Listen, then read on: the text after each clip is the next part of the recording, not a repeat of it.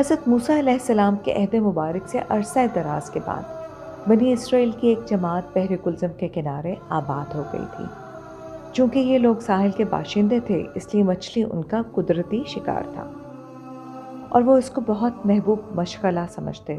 اور اس کی خرید و فروخت کا کاروبار کرتے تھے۔ یہ لوگ ہفتہ کے 6 دن مچھلی کا شکار کھیلتے اور سبت کا روز عبادت الہی میں صرف کرتے۔ اس لیے قدرتی طور پر مچھلیاں چھٹے روز جان بچانے کی خاطر پانی کی تہہ میں پوشیدہ رہتی اور سبت کے روز پانی کی سطح پر تیرتی نظر آتی تھیں۔ ساتھ ہی خدا تعالیٰ نے اس طریقہ سے ان کو آزمایا اور ان کی قوت ایمانی کا امتحان لیا، حتیٰ کہ سبت کے علاوہ ہفتہ کے باقی دنوں میں مچھلیوں کا حاصل ہونا مشکل تر ہو گیا اور چھٹے دن یہ کیفیت رہنے لگی کہ گویا کلزم میں مچھلی کا نام و نشان باقی نہیں رہا۔ مگر سبت کے روز وہ اس کثرت سے پانی پر تیرتی نظر آئیں کہ جال اور کانٹے کے بغیر ہاتھوں سے بآسانی گرفت میں آ سکتی تھیں۔ کچھ دنوں تک تو یہود اس حالت کو صبر آزما طریقے پر دیکھتے رہے، آخر نہ رہ سکے اور ان میں سے بعض نے خفیہ طریقوں سے ایسے ہیلے ایجاد کر لیے کہ جس سے یہ بھی ظاہر نہ ہو سکے کہ وہ سبت کے احکام کی خلاف ورزی کر رہے ہیں اور سبت کے دن مچھلیوں کی کثرت آمد سے فائدہ بھی اٹھا لیں۔ چنانچہ بعض تو یہ کرتے کہ جمعہ کی شام کو کلزم کے قریب گڑھے کھود لیتے اور دریا سے ان گڑھوں تک نہر کی طرح ایک گول راستہ نکال لیتے، اور جب سبت کے روز سطح آب پر مچھلیاں تیرنے لگتیں تو وہ دریا کے پانی کو کھول دیتے تاکہ پانی گڑھوں میں چلا جائے اور اس طرح مچھلیاں بھی پانی کے بہاؤ سے ان میں چلی جائیں، اور جب سبت کا دن گزر جاتا تو یکشنبہ اتوار کی صبح کو ان مچھلیوں کو گڑھوں میں سے نکال کر کام میں لاتے۔ اور بعض یہ کرتے کہ جمعے کے روز دریا میں جال اور کانٹے لگا آتے تاکہ سبت کے روز ان میں مچھلیاں پھنس جائیں اور اتوار کی صبح کو ان جالوں اور کانٹوں میں گرفتار مچھلیوں کو پکڑ لاتے، اور یہ سب اپنی ان ترکیبوں پر بے حد مسرور نظر آتے تھے۔ چنانچہ جب ان کے علماء حق اور مخلصین امت نے ان کو اس حرکت سے روکا تو انہوں نے معترضین کو یہ جواب دیا کہ خدا کا حکم یہ ہے کہ سبت کے دن شکار نہ کرو، لہٰذا ہم اس کی تعمیل میں سبت کے دن شکار نہیں کرتے بلکہ اتوار کے روز کرتے ہیں۔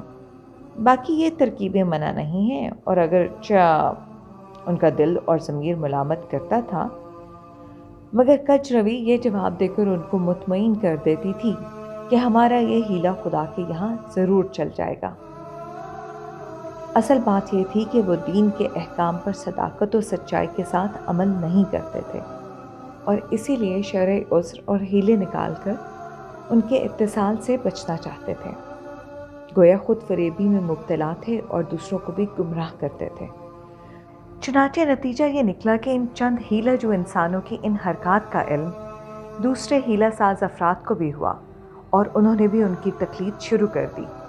اور آخرکار بستی کی ایک بہت بڑی جماعت ببانگ دہل ان ہیلوں کی آڑ میں سبت کی حرمت کی خلاف ورزی کرنے لگی۔ اس جماعت کی یہ ذلیل حرکات دیکھ کر بستی ہی میں سے ایک سعادت مند جماعت نے کمر ہمت چست کی اور ان کے مقابل آ کر ان کو اس بد عملی سے باز رکھنے کی کوشش کی، اور اس طرح امر بالمعروف اور نہی عن المنکر کے فریضہ کو ادا کیا، مگر انہوں نے کچھ پرواہ نہیں کی اور اپنی حرکت پر قائم رہے۔ تب سعادت مند جماعت کے 2 حصے ہو گئے۔ ایک نے دوسرے سے کہا کہ ان لوگوں کو نصیحت کرنا اور سمجھانا بیکار ہے،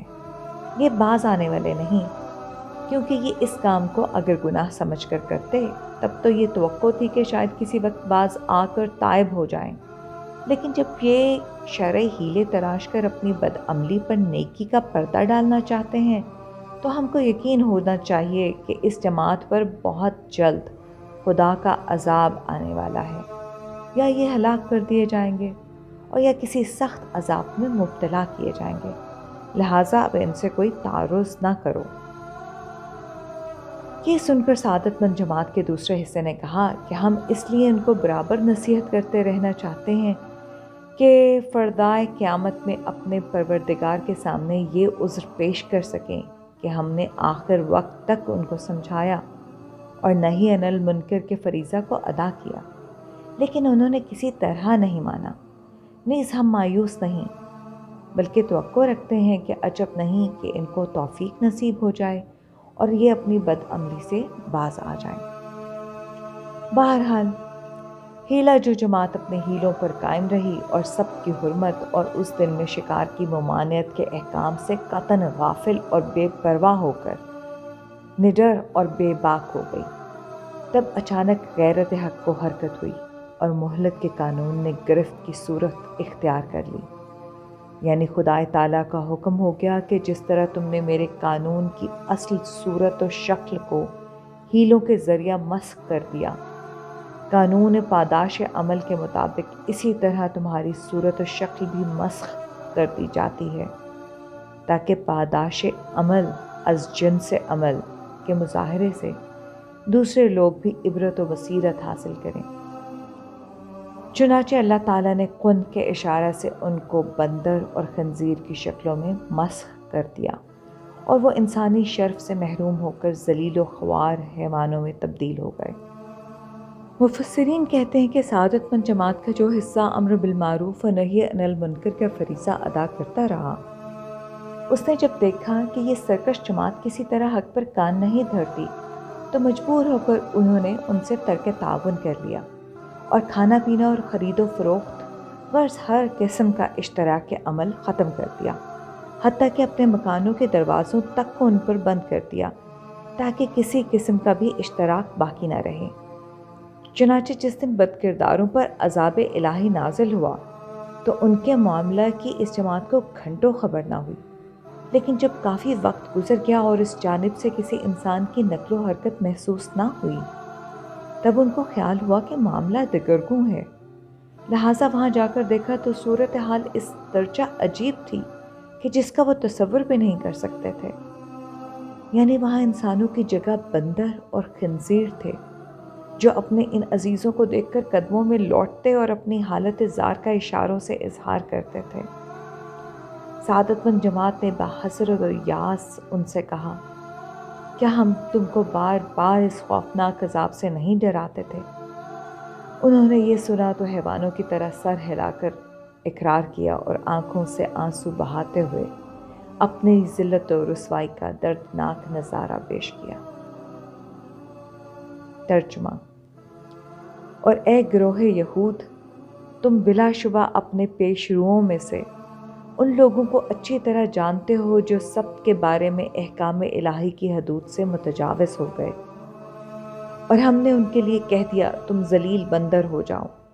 بس ہم نے اس بستی کے ان بدبخت لوگوں کو گرد و پیش کے لوگوں کے لیے عبرت اور خدا سے ڈرنے والوں کے لیے نصیحت اور موعظت بنا دیا۔ حضرت ابو ہریرہ اور حضرت حذیفہ رضی اللہ تعالی عنہ نے فرمایا، رسول اللہ صلی اللہ علیہ وآلہ وسلم نے فرمایا، اللہ تعالیٰ نے ان لوگوں کو جو ہم سے پہلے گزر چکے جمعہ کے دن سے محروم کر دیا۔ یہود کے لیے سبت کا دن مقرر ہوا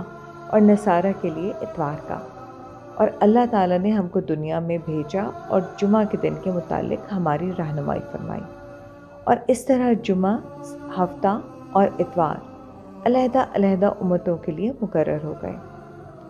لہٰذا اسی طرح سے یہ سب امتیں قیامت کے دن ہماری تابع ہوں گی، اور ہم جو دنیا میں آخر میں ہیں قیامت میں پاداش عمل کے اعتبار سے مقدم ہوں گے، اور تمام مخلوق سے قبل ہمارا ہی فیصلہ ہوگا۔